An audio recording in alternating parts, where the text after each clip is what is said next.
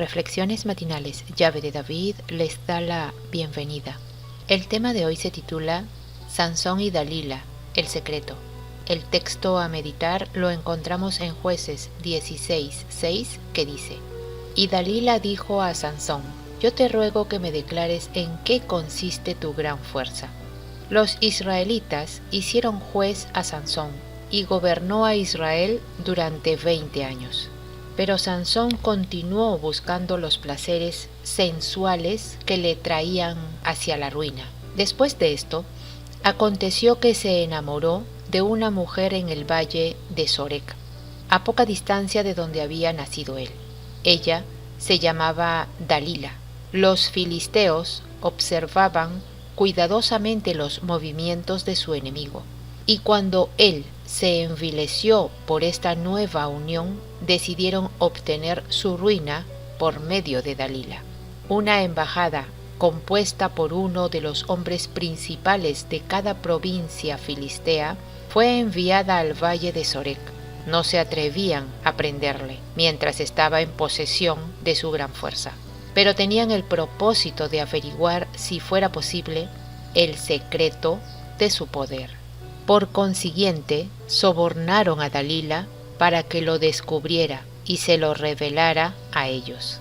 Al verse Sansón acosado por las preguntas de la traidora, la engañó diciéndole que las debilidades de otros hombres le sobrevendrían si se pusieran en práctica ciertos procedimientos. Cuando ella hizo la prueba, se descubrió el engaño.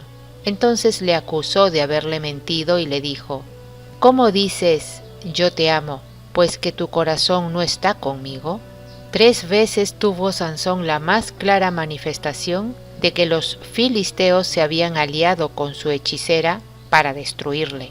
Pero cuando ella fracasaba en su propósito, hacía de ello un asunto de broma, y él ciegamente desterraba todo temor. Al relacionarse con esta seductora, el juez de Israel malgastó horas preciosas que debieran haber sido sagradamente dedicadas al bienestar de su pueblo. Pero las pasiones deslumbrantes que hacen débil al más fuerte habían obtenido el dominio de su razón y de su conciencia. La presunción de Sansón parece casi increíble. Al comienzo no estaba tan dominado como para revelar su secreto, pero había entrado deliberadamente en la red del seductor de las almas, y sus mallas lo estaban aprisionando con cada paso que daba. Pero él no sabía que Dios ya se había apartado de él. Día tras día, Dalila le fue instando con sus palabras hasta que su alma fue reducida a mortal angustia. Sin embargo, una fuerza sutil le sujetaba al lado de ella. Vencido, por último, Sansón le dio a conocer el secreto. Nunca a mi cabeza llegó navaja, porque soy nazareo de Dios desde el vientre de mi madre. Si fuere rapado, mi fuerza se apartará de mí, y seré debilitado como todos los hombres. Enseguida envió Dalila un mensajero a los señores de los filisteos, para instarles a venir sin tardanza alguna. Mientras el guerrero dormía, se le cortaron las espesas trenzas de la cabeza.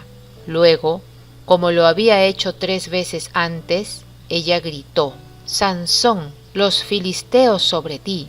Despertándose repentinamente, quiso hacer uso de su fuerza como en otras ocasiones y destruirlos, pero sus brazos, impotentes, se negaron a obedecerle, y entonces se dio cuenta de que Yahweh se había apartado de él.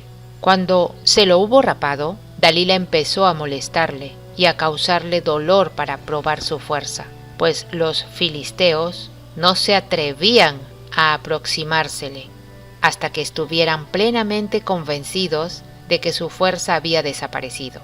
Entonces le prendieron, y habiéndole sacado los ojos, lo llevaron a Gaza. Allí quedó atado con cadenas y grillos en la cárcel y condenado a trabajos forzados. Cuán grande era el cambio para el que había sido juez y campeón de Israel.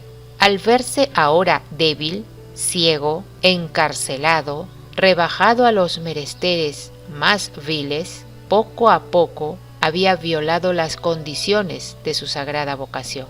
Dios había tenido mucha paciencia con él, pero cuando se entregó de tal manera al poder del pecado que traicionó su secreto, el Señor se apartó de él y le abandonó.